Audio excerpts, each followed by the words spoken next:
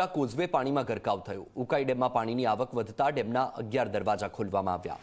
Haripura causeway પાણીમાં ગરકાવ થતા 15 જેટલા ગામોનો બારડોલીથી સંપર્ક કપાયો છે।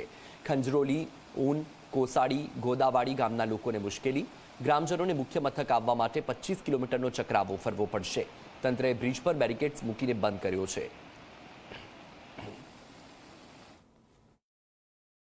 ઉપરવાસ અને સુરત જિલ્લામાં છેલ્લા 24 કલાકથી ધોધમાર વરસાદ વરસી રહ્યો છે અને નદી નાળાઓમાં ભરપૂર પાણીની આવક થઈ છે। હાલ હું આપને જે દ્રશ્યો બતાવી રહ્યો છું એ બારડોલી વિસ્તારમાંથી પસાર થતી તાપી નદીના આ દ્રશ્યો છે, જેનો ધસમસતો પ્રવાહ જોઈ શકાય છે। ખાસ જે ઉકાઈ ડેમ છે તેમાંથી પાણી છે તે સીધું તાપી નદીમાં છોડવામાં આવી રહ્યું છે। ખાસ 1.99 લાખ ક્યુસેક્સ પાણીની આવક ઉકાઈ ડેમમાં થઈ રહી છે અને 1.51 ક્યુસેક પાણીની સીધું પાણી છોડવામાં આવી રહ્યું છે। ખાસ વાત કરવામાં આવે તો જે હરિપુરા કોઝવે છે, જે બારડોલી, માંગરોળ અને માંડવી તાલુકાને સીધી રીતે જોડતો આ કોઝવે છે, પરંતુ હાલ એની ઉપર પાણી ફરી વળ્યા છે। તેને લઈને આ કોઝવે છે તે અવર જવર માટે બંધ કરી દેવામાં આવ્યો છે। ખાસ સામેની તરફ આવેલા ખંજરોલી, ઊન, કોસાડી, ગોડાવાડી સહિત જે 15 જેટલા ગામો છે તેને બારડોલી જવા માટે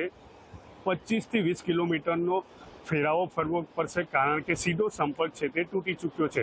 મહત્વનું છે કે જે રીતે તાપી નદીમાં ભરપૂર પાણીની આવક થઈ છે, જળાશયોમાંથી સીધું પાણી છે તે તાપી નદીમાં છોડવામાં આવી રહ્યું છે। તેને લઈને જે તંત્ર દ્વારા પણ હેડક્વાર્ટર ન છોડવા માટે અધિકારીઓને સૂચના આપી દેવામાં આવી છે, તેમજ જે નીચાણવાળા વિસ્તારો છે ત્યાં લોકોને અવર જવર ન કરવા માટે પણ સૂચના આપી દેવામાં આવી છે। ખાસ કરીને જે રીતે વાત કરવામાં આવે તો તંત્ર દ્વારા ખાસ ડેમની જે જળાશય છે તેની સપાટી જાળવવા માટે રૂલ લેવલ મેન્ટેન કરવા માટે સીધું પાણી છે તે તાપી નદીમાં છોડવામાં આવી રહ્યું છે। ત્યારે તમામ પ્રકારે કોઈ પણ પ્રકારનું જોખમ ન ખેરવા માટે નીચાણવાળા વિસ્તારોને સૂચના આપી દેવામાં આવી છે, તેમજ જે લાગતા જે અધિકારીઓ છે તેમને હેડક્વાર્ટર ન છોડવા માટે પણ સૂચના આપી દેવામાં આવી છે। ત્યારે તંત્ર તમામ રીતે સજ્જ જોવા મળી રહ્યું છે।